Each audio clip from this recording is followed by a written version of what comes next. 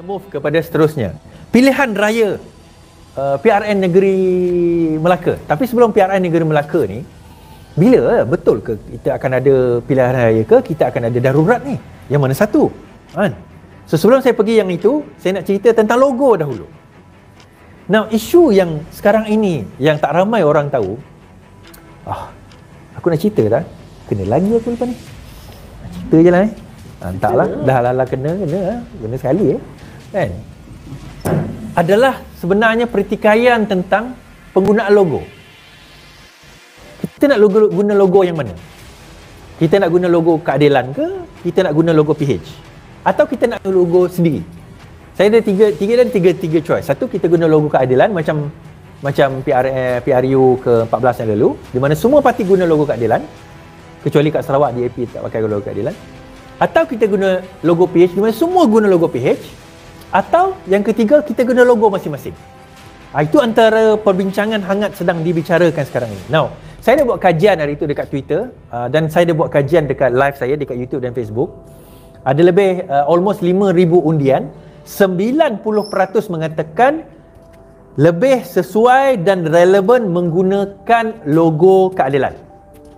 Sama ada parti itu parti PKR guna logo parti dia sendiri, parti lain guna logo parti, ataupun semua guna logo PKR. Itu choice dia. Kenapa? Okay. Now, saya nak devise my argument dulu. Dia macam ni. Bila kita bercakap tentang branding, tuan-tuan. Kita bercakap tentang branding. Ni siapa yang buat bisnes, kita tahu tentang branding. Kita tahu logo keadilan itu dikenali sejak tahun 1999.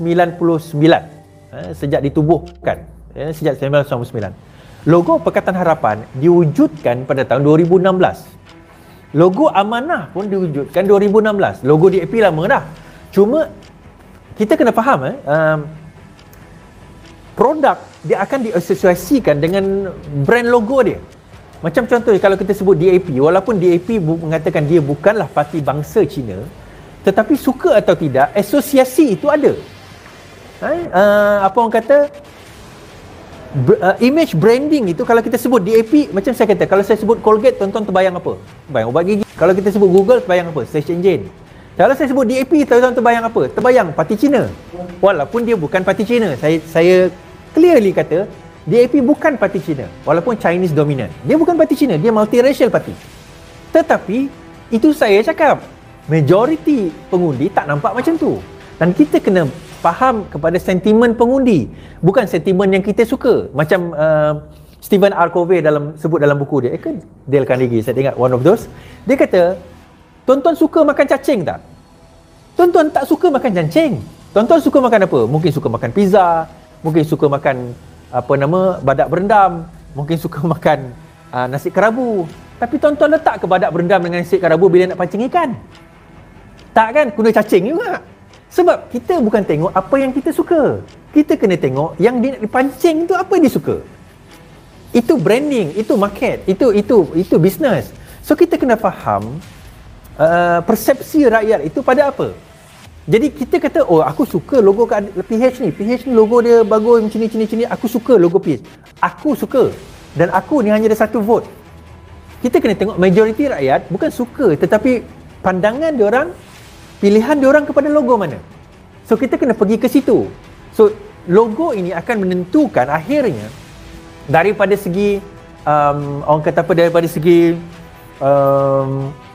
what do you call that, pilihan dia, daripada segi perasaan dia. Because when you talk about logo, orang akan, dia bukan setakat apa yang dia lihat, tetapi apa yang dia rasa. Because at the end of the day, it all boils down kepada perasaan kita, kepada pilihan kita. Saya bagi contoh tuan-tuan, bila saya sebut McDonald, apa perasaan tuan-tuan? Bila saya sebut McDonald tengah-tengah malam ni, perut lapar, saya sebut McDonald, apa perasaan tuan-tuan? Ni bayangan, dah boleh bayangkan? Saya sebut Maggi, dah boleh bayang? Perasaan tu ada kan? Saya sebut Maggi. Saya sebut Starbucks, tuan-tuan dah boleh bayangkan Starbucks tu macam mana? Mungkin waktu pagi, mungkin Maggi ni masa tengah lapar, tengah-tengah malam macam kan? Dah tak tahu nak makan apa, makan Maggi contohnya. Ataupun mancing kat tengah laut, lapar-lapar, Maggi campur sotong yang baru tangkap tadi, sedap gila, contoh macam tu. Jadi benda-benda macam ni, dia akan ada associate dengan perasaan-perasaan, dia akan associate dengan memori. Sebab itu tuan-tuan, ni sikit kenapa perempuan dia boleh ingat lebih hebat berbanding lelaki. Terutama peristiwa-peristiwa tu. Kenapa? Sebab perempuan mengasosiatkan peristiwa tu dengan perasaan dia. Lelaki mengasosiatkan peristiwa itu dengan fakta.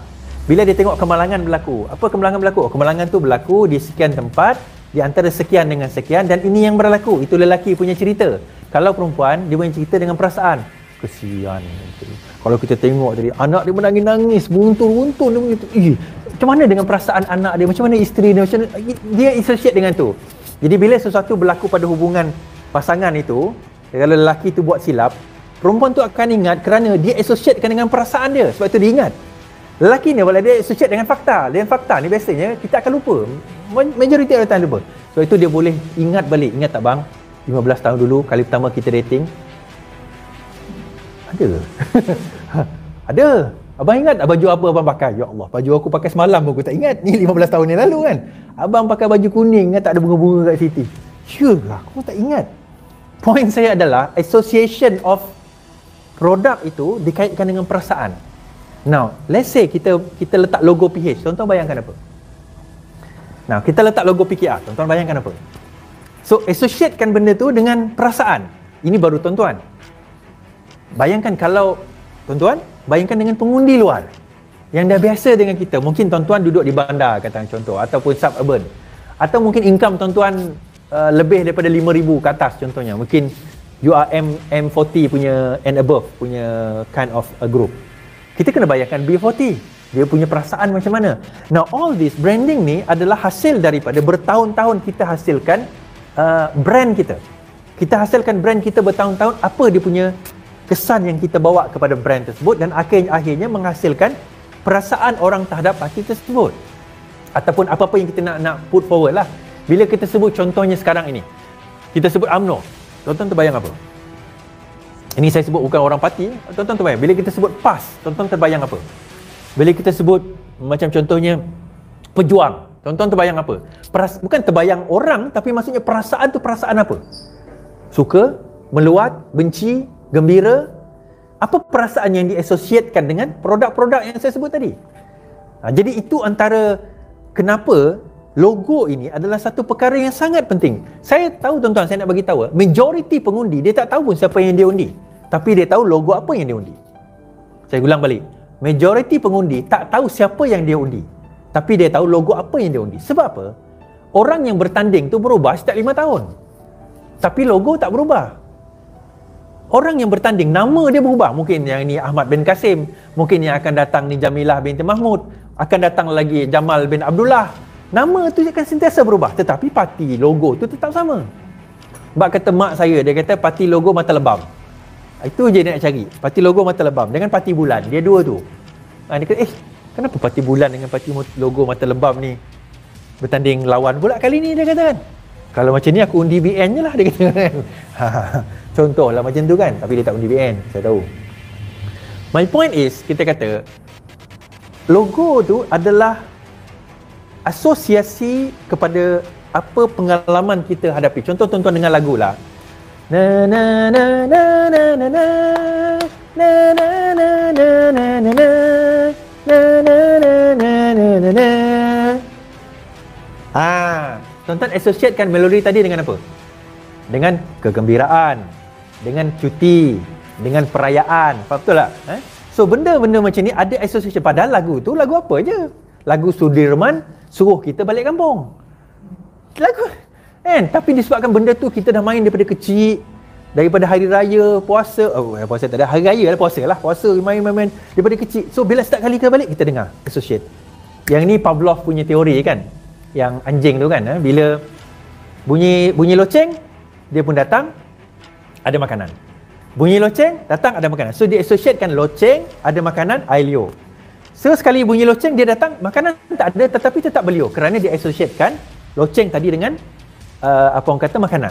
Sama juga dengan kita. Ni panjang saya bercerita bab ni sebab saya nak bagi tahu tuan-tuan, kita nak kena bersedia dengan baik dan kita kena faham dengan baik benda yang saya cakapkan ni.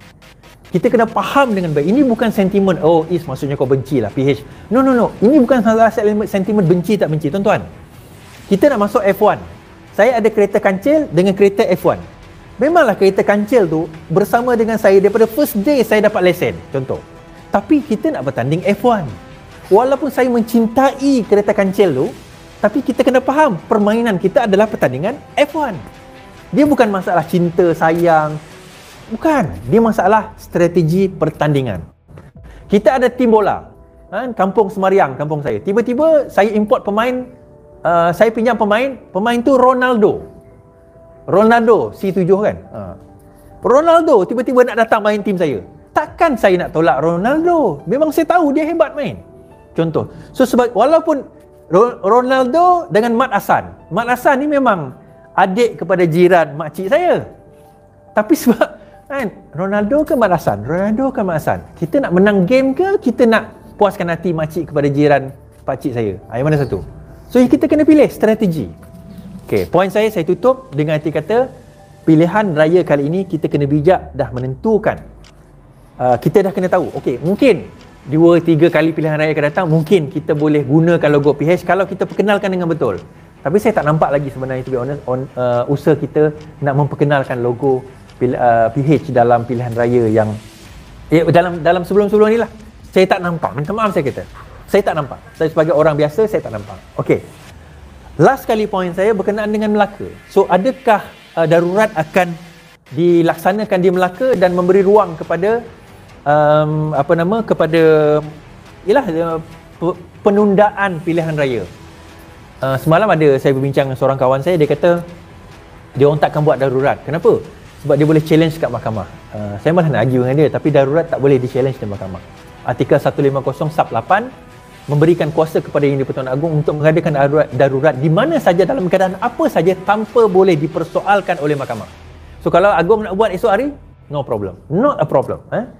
Tetapi dalam masa yang sama, kita kena faham, kita dah boleh rentas negeri. Apa yang melarang kita daripada buat pilihan raya? Agong pun fikir macam tu. So daripada kita duk delay, buat je lah. So kemungkinan besar pilihan raya akan berlaku pada hujung bulan 11 dan penamaan calon akan berlaku sangsa 18 atau 17 hari bulan 11. Itu kemungkinan akan berlaku. Mungkin selepas itulah. Ya betul. 17 18 hari bulan 11 lebih kurang macam tu tempoh tu, dan berkemungkinan pilihan raya akan berlaku 2 minggu selepas itu. So bersiap sedialah orang Melaka, bersiap sedialah Pakatan Harapan daripada seluruh negara untuk turun membantu Melaka.